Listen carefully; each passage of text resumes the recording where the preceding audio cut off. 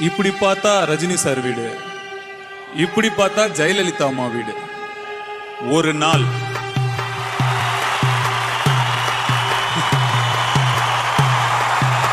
எப்படியாவது இந்த மாதிரி போயஸ் கார்டன்ல நம்ம ஒரு சின்ன வீடாவது ஒரு வீடு எப்படியாவது வாங்கிடணும் அப்படின்னு ஒரு விதை அந்த மனசுல விழுந்தது.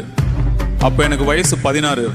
வீட்டுல நிறைய கஷ்டம், பிரச்சனை, ஏகப்பட்ட தொல்லைகள். அப்போ துளுவதோ இளமைங்கிற ஒரு படம் அப்போ ஓடலைன்னா நாங்க நடு தெருவுக்கு வந்திருப்போம். அப்படிங்கிற ஒரு சிச்சுவேஷன்ல தான் அன்னைக்கு இருந்தோம். நேற்றைய பத்தின ஏக்கமும் இல்லை, நாளைய பத்தின கவலையும் இல்லை அந்த வயசுல.